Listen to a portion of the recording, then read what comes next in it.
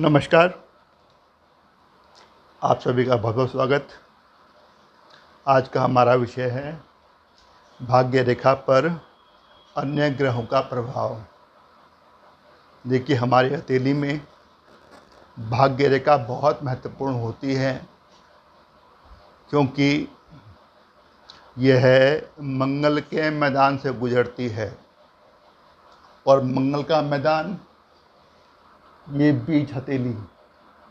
जितने भी ग्रह हैं सब किसी ना किसी रूप से इसे जुड़े हुए हैं, चाहे शुक्र है, चाहे गुरु है, शनि है, सूर्य है, बुध है,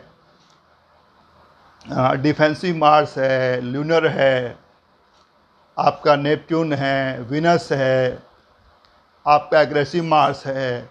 सब जुड़े हुए हैं किससे? मंगल के मैदान से। अब यहाँ से भाग्य रेखा निकली तो सारे ग्रहों का प्रभाव हमारी भाग्य रेखा पर पड़ रहा है, तो पक्का है। लेकिन कई बार किसी ग्रह से, किसी पर्वत से कोई रेखा अगर भाग्य रेखा से मिल जाती है, दो तरह की रेखाएं होती हैं। एक होती हैं गहरी, स्पष्ट, मोटी, वो होते हैं स्थायी, मतलब पूरी जिंदगी जातक के भाग्य को प्रभावित करेंगी। कुछ होती हैं हल्की, पतली, अस्पष्ट, फीकी सी, वो कुछ समय के लिए अपना काम करती हैं, भाग्य रेखा पर प्रभाव डालती हैं और फिर गायब हो जाती हैं। ये कैसे होता है, आइए समझाता हूँ आपको मैं।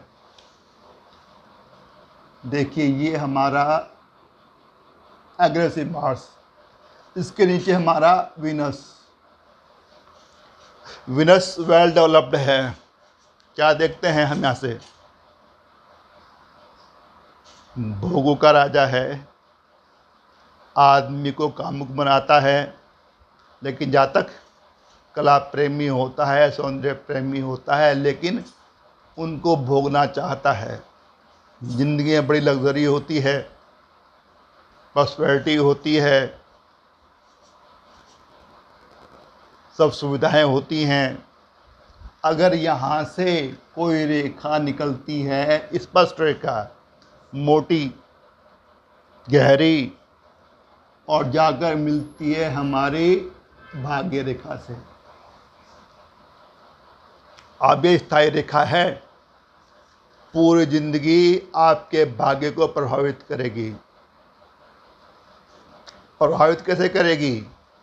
यह निर्धारित करेगी जातक की आय का स्रोत। स्रोत क्या होगा? पहली संभावना बनती है कि जातक वही काम करेगा जो उसके परिवार में होता हुआ आया है, मतलब पारिवारिक काम में जुड़ जाएगा वो, या कोई शान शौकत या सज्जा वाला काम, ऐसा कुछ काम करेगा। नहीं तो इंफॉर्मेशन टेक्नोलॉजी के काम से जुड़ जाएगा। अगर रेखा गहरी है तो उसकी ज़िंदगी में इन माध्यमों से पैसा आएगा। अगर हल्की रेखा है, थोड़ी फेडेड सी, पतली सी, तो थोड़ा समय अपना प्रभाव दिखाएगी। मतलब जब तक अपना पारिवारिक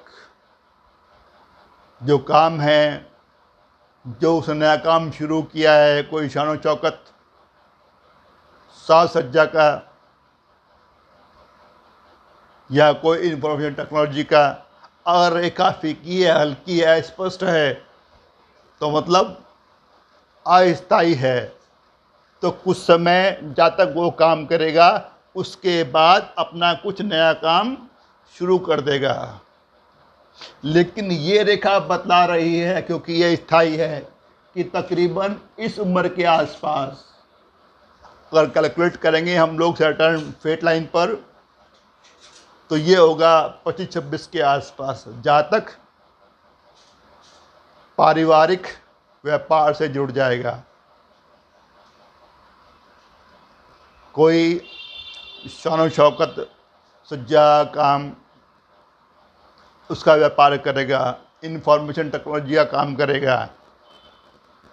मतलब उसकी ज़िंदगी में उसका भाग्य बनेगा इन स्रोतों से।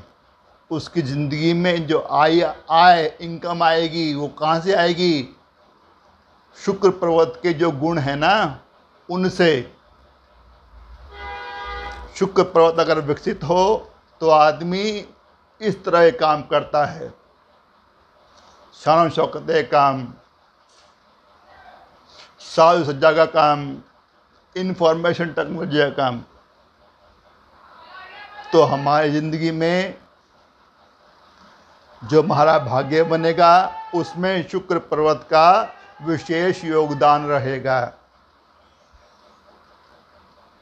मान लीजिए यदि रेखा निकली इस एग्रेसिव मार्स से और जुड़ी यहाँ कर भाग्य रेखा में, अब जातक का जो भाग्य है ना, भाग्य निर्माण, भाग्य उदय, या उसकी ज़िंदगी में जो आय का स्रोत बनेगा, वो बनेगा मंगल। यहाँ का मंगल कैसा होता है? वीर, बहादुर, शारीरिक श्रम करने वाला। तो जातक फौज में, सेना में, पुलिस में और बहुत सारी पैरामिलिट्री फोर्सेस हैं, वहाँ पर काम करेगा, वहीं से उसकी आय का स्रोत बनेगा, नाम कमाएगा, पैसा कमाएगा, और उसकी ज़िंदगी में ये बहादुरी भरा काम एक महत्वपूर्ण भूमिका अदा करेगा उसके भाग्य निर्माण में। आशा करता हूँ कि आपको ये बात समझ आ गई होगी कि भाग्य रेखा पर अन्य ग्रहों का प्रभाव पड़ता है। कई बार स्थायी रेखा द्वारा, कई बार अस्थायी रेखा द्वारा निर्धारण करेंगे हम लोग हथेली पर चिन्हित रेखाओं के द्वारा। आशा करता हूँ आपका कुछ ज्ञान अर्जन हुआ होगा। जल्दी ही मिलते हैं अगली वीडियो में। तब तक नमस्कार।